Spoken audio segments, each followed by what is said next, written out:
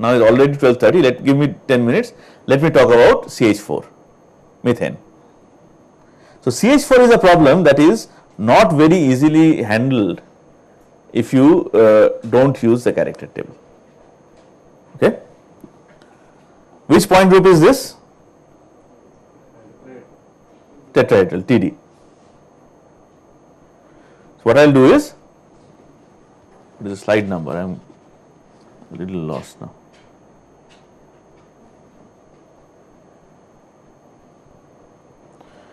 What are the symmetry operations? Tell me. E, then how many C3s? 8 C3, very good. Then 6 C2 or 3 C2? Why 6? 3 C2s, right? This and this, and C2 plus C2 minus, they are one and the same. 3 C2. Then I, no I. There would better not be I in a TD point group. If there was an I in TD point group, all your stereochemistry would have gotten messed up, right? The whole premise of stereochemistry is the absence of I in TD point group. Okay. Then what else? Any alternating axis of symmetry? 6S4. Then how many sigma Ds? This is an axis. This is 1 sigma D, this is 1 sigma D, right? One pair for this, one pair for this, one pair for this. So 1 plus 1 plus 1 is not 4, it is 6. No? One pair for this axis, one pair for this axis, that is 4, and one pair for this axis also, 6. Right? 6 sigma D. Now what I can do is, I can use as usual, how many hydrogen atoms are there in CH4? 4, right? They are the pendant atoms, carbon is the central atom. So I can construct gamma SALC by using the 1s orbitals of hydrogen atom, right? Character of E will be 4. What will be the character of C3? 1 or 0 or 2? 1, not 2, because don't forget what we are doing. We are constructing symmetry adapted linear combinations of the pendant atoms, right? So we don't consider the central atom. We consider this and this and this and these, the 4 circles.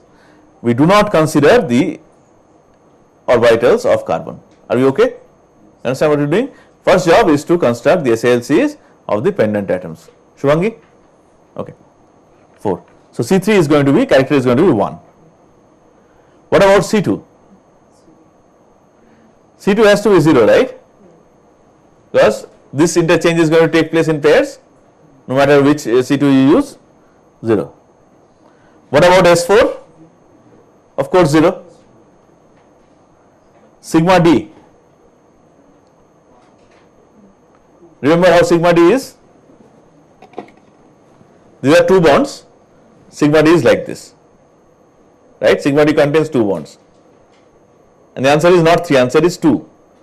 Because once again we are considering the 2 hydrogen atoms, we are not considering the central carbon atom. We are right now only considering the symmetry adapted linear combinations, nothing else. Are we convinced that it should be 2 and not 3? Very good. 2. 41002, and TD is not even an infinite group, so we can use our old faithful. But looking at the kind of frown on some of our faces, I will write the answer. Yeah, good thing that you can see your own face. But even before writing that answer, I want to make a point. And this is a point that will perhaps make us understand why we have to do this in the first place. Now suppose you think of valence bond approach. You have 4 bonds, right? Or suppose you think of localized molecular orbital approach. Localized molecular orbital approach would be first generate the 4 sp3 orbitals, okay, and then combine each of the sp3 orbitals with an atomic orbital of hydrogen.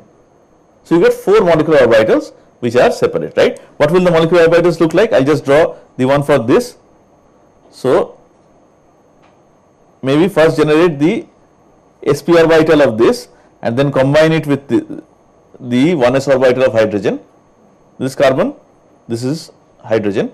So you get a molecular orbital that looks like something like this. Okay. How many such molecular orbitals would be there? 4. And would they be all equivalent or no? They should be all equivalent. So they should be degenerate. And what have we said in one of our early classes, many of our early classes, that degeneracy and symmetry go hand in hand, right? Right or wrong? Degeneracy and symmetry go hand in hand, right? So these 4 degenerate molecular orbitals should belong to one symmetry species, right? Right or wrong? They should all belong to the same symmetry species. What would be the dimensionality of that symmetry species? 4, right? We have 4 distinct molecular orbitals, and if we take the localized demo approach, then all 4 are equivalent, but they are separate, right? So they should form a 4-dimensional representation. Now look at the character table of TD, which you had so nicely worked out in the mid-sem.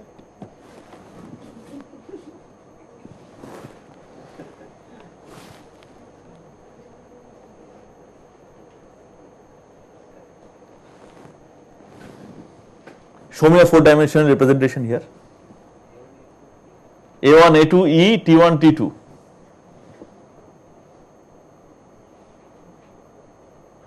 Do you see a 4-dimensional representation? No. What is the maximum dimensionality? 3. So what we are saying is that it is not possible that localized demo picture where you have 4 equivalent bonds like that, it is not possible.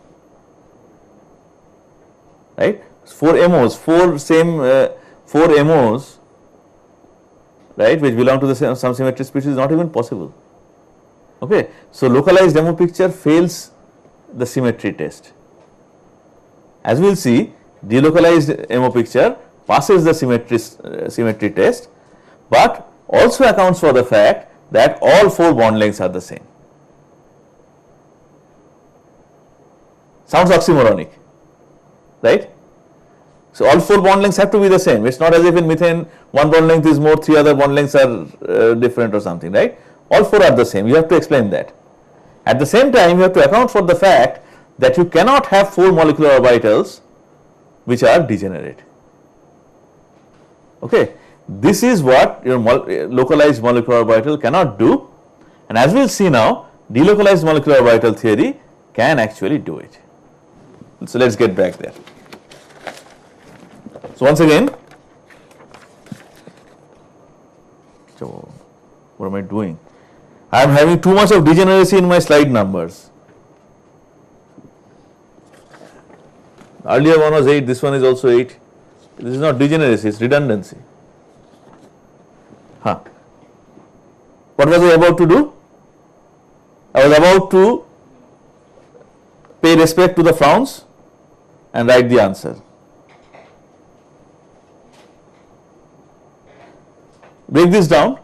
What you get is, you get A1 plus T2.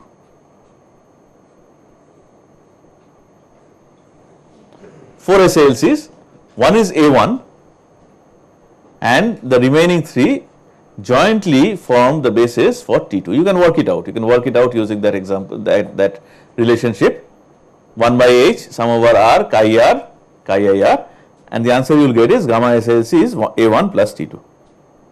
Okay.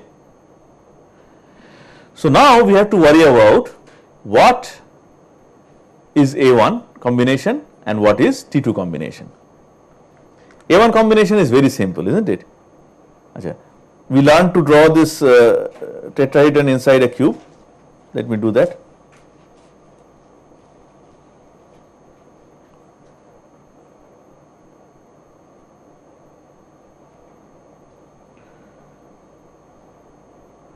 what I will do is I will draw a solid circle for plus and a hollow circle for minus. So, will you agree with me that this would be an A1 representation, totally symmetric representation. This will be the basis for a totally symmetric representation, right? What will it be then? That SALC, I will call it phi 1. Can you read? Zoom out a little bit.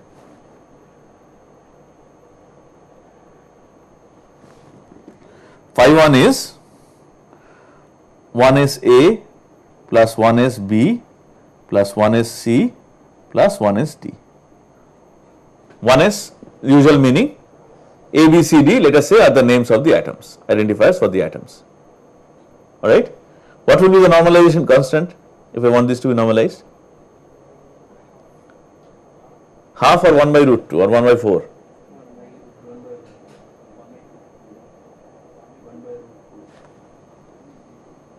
Okay, we have agreement up to here. Should I put the root sign or no? No root sign. Right? If you try to normalize, what will you get? Cross terms will all cancel. So, you are left with whatever is there outside, right? So, this square, if this is C, you are going to get C square multiplied by 1, C square multiplied by 1 plus 1 plus 1 plus 1. Isn't it? Because 1SA, 1SB, 1SC, 1SD are all normalized to 1. Okay, and they are orthonormal set, right? So, multiply them together. Let us say this is C.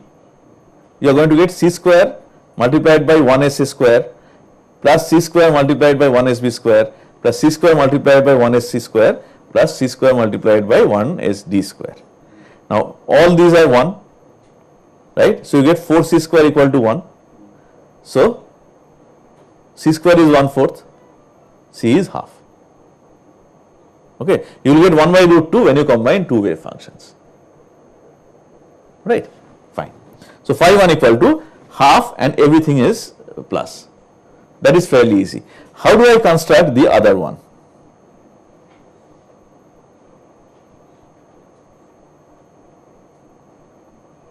How do I construct the T2 set?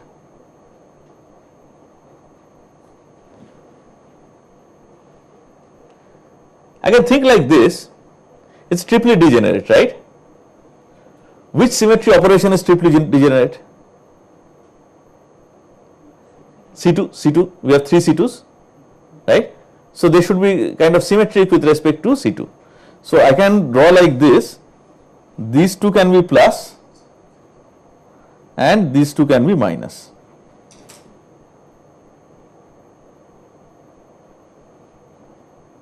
Because this is symmetric with respect to this C2, isn't it?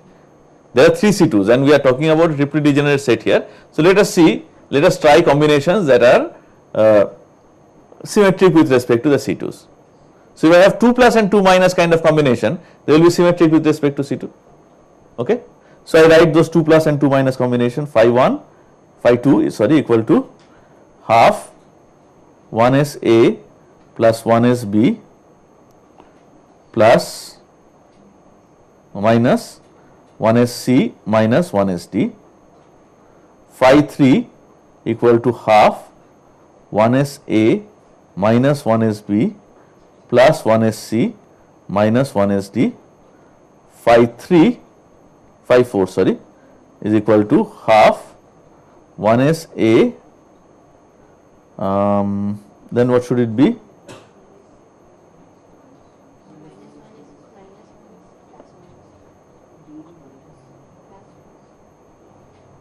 Alright. So, these are the SALCs that we have generated. First one is A1, the phi 2, phi 3, phi 4 jointly belong to T2. Let us see if that is correct or not. Remember what phi 2, phi 3 and phi 4 look like, right? 2 plus and 2 minus. Yes, sir. These are in the increasing order of nodes. No increasing order of nodes. They are same order of nodes. All look like this. You just turn the cube around. See, this is not a linear molecule, no, it's a tetrahedral molecule. Don't forget that. All I am doing is in a tetrahedral molecule, I am saying that 2 are plus and 2 are minus. Now, if I say this is plus and these 2 are minus, it remains the same. Number of nodes doesn't change, right? You are only turning, you are turning the whole box. Okay? Why?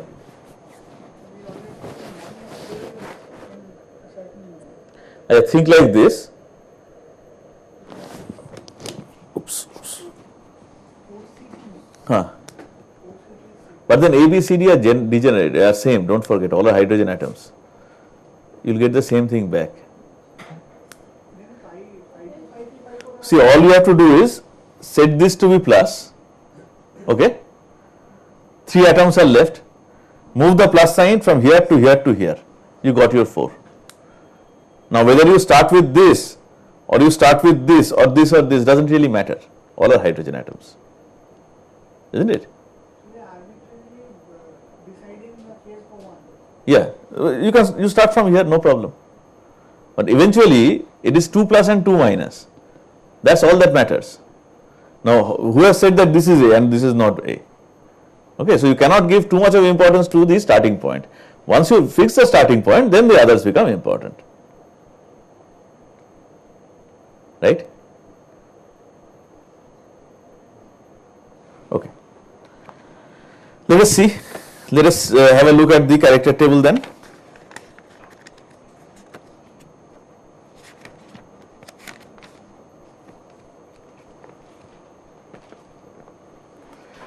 Or shall we just work out the, why have I written there? It's sad. What will be the characters of these combinations? I'll do it on a separate page.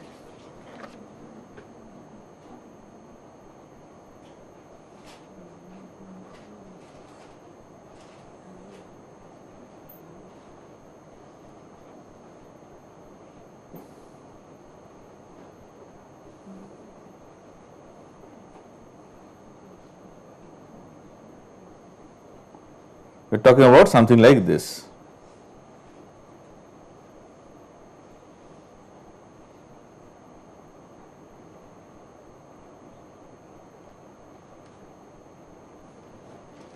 Right? These 4. And then you just turn everything around.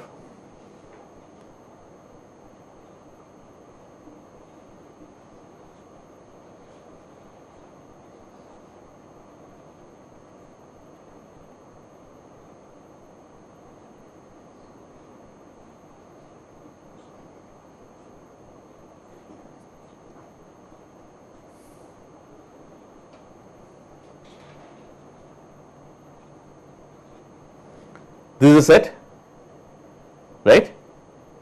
Now,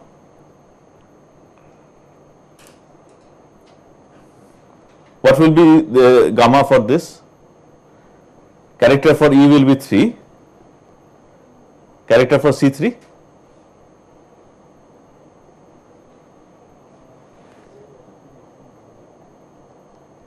What will be character for C3? It's a little difficult, right? You have to look at the, you cannot do it just by this. You have to actually look at, you have to look at this and see how signs change and all, you can work it out. Anyway, it belongs to T2. Work it out if you want. It's a little too problematic. Fine. So now what do we have? We have 2 kinds of SLCs. One is totally symmetric, the other is triply degenerate. Now, if you look at this, will you agree with me that symmetries of these match the symmetries of the p orbitals? Let me draw p orbital. Now, this is the center of the box, right? You have to pardon my bad artistic skills. This is what a p orbital on carbon will look like. So now see, matching, okay, and if you don't believe my diagram, you should believe the character table.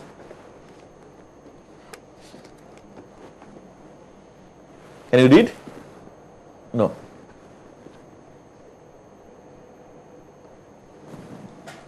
Now is it okay? Where do x and y and z belong? T2, right? X, y and z jointly form the basis for T2. So, will Px, Py and Pz also not jointly form the basis for T2, right? So, see, we have matching symmetry. The 2s orbital of carbon is in the same symmetry species as the symmetry combination A1, okay, and this T2 SaLC also finds a match in the Px, Py and Pz orbitals. So, this is what we should combine, A1 with A1, T2 with T2, alright. So, we have two kinds of orbitals then. Let me just show you.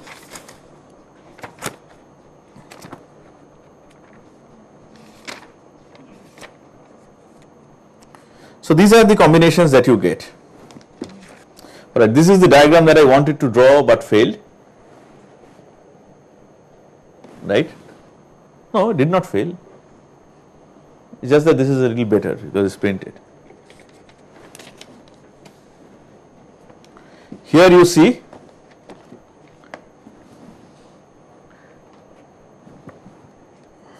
this is the first SaLC that we generated, right? Okay, this is how it is, and you can see that it matches the symmetry of 2s. These are the other SaLCs, okay, right or wrong? Now, if I want to generate the molecular orbitals, what will I do? These are the molecular orbitals that you get by combinations of A1 atom, A1 atomic orbital for the central atom and the A1 SaLC. Phi 1, what was phi 1? Remember? Capital phi 1? This was capital phi 1. Right, all plus. So, what I am doing essentially is I am combining the 2s orbital of carbon, which is also A1, with the A1 orbital, with the A1 SaLC that I get from the pendant atoms. In one case it is plus, in another case it is minus. I do not know what is C1 and C2. C1 and C2 remain to be determined. Okay, and that is something that I cannot determine from simple symmetry arguments. That is where your computational chemistry CH425 comes in. CH425 is not computational chemistry, but chemical bonding nevertheless. CH425, CH504, 504 is definitely a computational chemistry course. That is where they come in for determination of the coefficients. But this is the kind of combination that I need, right? So, already constructed two MOs. Then, what are the other combinations? This you agree that I have to combine the other three SaLCs with the p orbitals, right? You do that, this is what you get. Moreover, what I do is I know which one matches the symmetry of Px, which one matches the symmetry of Py, which one matches the symmetry of Pz. Understood or not? See, take this example, A is plus, B is plus, C and D are minus. The way that I have drawn it, that has matching symmetry with this Pz orbital only, not with Px or not with Py. So, there is no point why, there is no point in combining Px and Py with this SaLC, right? I will only combine it with Z, right? Similarly, let us say this is x direction, then this second SaLC where A and D are plus and B and C are minus, that would have the same, would have compatible symmetry with your Px only. There is no point in invoking Py and Pz for that. So, see what symmetry is helping us do is that it is helping us decrease the number of terms in every linear combination. If you try to perform a linear combination of atomic orbitals without any symmetry consideration, then you have to combine everything with everything, right? You get a huge number of terms. So, essentially symmetry helps us simplify the problem by restricting the number of terms in every linear combination. Understood? So, this then are the other molecular orbitals. They are all sigma orbitals, right? C5 2pz plus C6 phi 2 and so on and so forth. When you do that, now I will show you the energy level diagram. See what happens. You are all familiar with energy level diagrams, right? The energy level diagrams you have been drawing from, I don't know, class 12 maybe. So, this is a situation, this is a central atom, carbon, 2s of A1 symmetry and 2px, 2py, 2pz of T2 symmetry, and we have generated the SALCs from 1s and we broke them down into A1 plus T2. So, A1 set will combine with A1 set, you get 1 here and this is the anti-bonding one, and then T2 set combines with T2 set, you get a triply degenerate level here and you get a triply degenerate anti-bonding level here. Okay. Before I start filling in the electrons, is there a question? There should be at least one valid question here. No question? Which one? Because we generated that way, right? When we generated the SALCs, we saw that one is A1, the other is T2. So, whenever it is T2, that means they are jointly forming the basis for the T2 symmetry, and when they jointly form the basis of some symmetry species, we have said that they have to be degenerate. Oh no, this is schematic. This is schematic. Don't worry about that. In any case, these are the energies that are more important. That is the question I was looking for. The honest answer is we cannot really draw quantitatively here. This is only a qualitative picture, looking at number of nodes. Okay. But if you really want to put numbers here, then you have to go all the way and do the computation. Okay. This is only the expected scheme, looking at the symmetry and number of nodes and all that. Fine. So, now what is it that we have got? We fill in the, how many electrons will be there? How many electrons? 4 from hydrogen. How many from carbon? 4 from carbon. The n equal to 2 electrons, right? So, 8 in all, 1, 2, 3, 4, 5, 6, 7, 8. Alright. What is total sigma bond order? 8 electrons, all in bonding MOs. So, bond order is 8.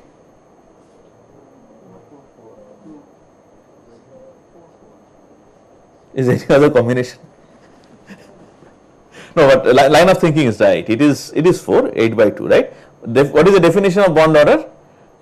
Number of bonding electron pairs. You can put it that way. Okay. Number of bonding electron pairs is 4 bonds. 4 bonds. But you see, one bonding pair has a different energy compared to the other 3. So, that is where we become compatible with the symmetry argument. We do not have 4 degenerate orbitals, alright. But then the question that comes now is, does this mean that one carbon hydrogen bond is different from the other 3? No. Why not? Because don't forget what we are doing. Here we are talking about delocalized molecular orbitals. All molecular orbitals are actually delocalized over all the 5 atoms, right? What does this look like, this A2? What would it look like? Remember? This is what it would look like. Huh? So, A1 is spread over A, B, C, D and carbon. It is there everywhere. It is not one of the bonds. It is not CA bond or it is not CB bond. All we are saying is that it contributes equally to all the 4 bonds. That is what is important to understand. Are you okay with this? You understand what we are saying? This molecular orbital here contributes equally to all the 4 CH bonds. It is delocalized. Similarly, each of these bonds that we get, each of these bonds are also completely delocalized over all atoms are involved, isn't it? Right? So each of these molecular orbitals contributes equally to all the 4 CH bonds. So eventually the electron density between carbon and any given hydrogen atom is the same. Okay. So this is something important. This is something that we sometimes miss when we talk about molecular orbital description. Please understand this, a molecular orbital is not a bond. Okay. A molecular orbital is not a bond. Molecular orbital is actually distributed over the entire molecule, right? So every molecular orbital effectively contributes to every bond that is there. By bond I mean individual bonds in the VB picture, right? So that is why, so if it is best to think in terms of electron density. Contribution of each molecular orbital to the electron density between any two atoms, carbon atom and any hydrogen atom, is the same. Okay. That is why all the 4 CH bonds are equivalent. This is not a bond, these are not bonds, these are molecular orbitals. Is that point taken? Now, so next, once again what we had, what Max Planck had said was experimental results are the only truth, everything else is poetry and imagination. So I better show you some experimental result if I am to tell you that this is the right picture and not your valence bond picture, not the localized demo picture, and that comes in the form of, almost done, 2 minutes, that comes in the form of photoelectron spectroscopy. What is photoelectron spectroscopy? What you do essentially is that you shine the molecule with light, and you shine it with light which has sufficient energy to ionize the molecule. Alright. So you ionize it and the electron is then liberated, right? Liberated from the it becomes a free electron. Once it becomes free electron, it will have some kinetic energy, right? So this is the relationship.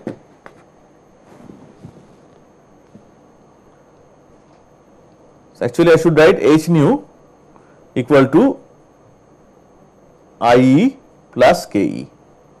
The total energy supplied, first of all, ionizes the electron, takes it to a level where it just about loses the attraction, and then some residual kinetic energy is imparted to it. So it is like the first stage of sending this Mangalyaan out of the Earth's orbit. Now you give it sufficient energy so that it loses its attraction for Earth, and then you give it a little more, it gets some kinetic energy. What, she was involved in it? And why is she being congratulated for it? Alright. Alright. Terminal velocity is different. This is escape velocity. Alright. Okay, so this is what you do, and then you plot the intensity versus ionization energy. Ionization energy, what is the meaning of ionization energy? Let us take these MOs for example. If I completely ionize this, the energy required to ionize it would give us the difference between, say, that infinite level and this, right? So which would have more ionization energy, this or this? This would be more, right? And these 3 molecular orbitals would have less ionization energy. Now if you look at the photoelectron spectrum, this is intensity versus ionization energy. What do you get? Look at this intensity, actually area under the curve, and look at this area under the curve. This is approximately 3 times this. Okay? Is this lower or this is higher? Lower. This is like maybe 12 electron volts, and this is more like maybe 22 electron volts or something. This 22 electron volt band is 3 times less intense compared to the 15 electron volt band. Is it not consistent with the qualitative picture that we had developed? One bonding MO is lower in energy, and then we have a triply degenerate bonding level, triply degenerate MOs are there. So this is the experimental results. So whatever I had drawn there, that gains some support from here, right? And if you are an experimentalist, now you can kind of thumb your nose to the theoreticians at this point of time, because what you can do is you can simply now write the energies from the experimental values. okay, and then tell the theoreticians, get me these energies if you can. Okay, that is what happens very often. Okay. To conclude, what we see is this picture that we develop of delocalized demos using symmetry seems to be giving us some correct result. Just one point, you see this structure here, what does that stand for? That is basically vibronic structure. There is a bound state, isn't it? Bonding means is a bound state, it is going to vibrate. So when it vibrates, you get this vibrational structure, because the potential energy well will be something like this. You can have this transition also, well actually from here to up somewhere here. So vibrational structure is a marker of bonding molecular orbitals. We will come back to this maybe in the next class. Okay. So we see that molecular orbital, delocalized molecular orbital is the way to go, and symmetry helps. But I think you have realized by now that one difficulty we have is, see, BH2 even CH4 are okay, but how much time did it take us? We have overshot by 35 minutes today. How much time did it take us to do this treatment if you have to actually look at character tables, look at orbitals and do it? You cannot do it for really big molecules. So for that, once again we want to develop a machine that will do the dirty work, difficult work for us. And that machine of course is provided once again from the power of great orthogonality theorem. So next day, actually I was planning to discuss carbon dioxide, but maybe we can come back to it later on. Next day, let us do this. Let us discuss something called projection operator. We will derive the expression for projection operator, and you will see this projection operator is like a magic machine that takes in some arbitrary function and spits out linear combinations. After all, what we are trying to do is we are trying to develop symmetry adapted linear combinations. So this machine that we develop, the projection operator, will do that for us. All we have to do it, we have to mechanically use character tables. But before that, we had better derive it. So we will derive what is called the complete projection operator. Then we will see that that also is too much of hassle. So we will derive what is called the incomplete projection operator, and that is what is going to help us throughout the remaining lectures that are there in this course.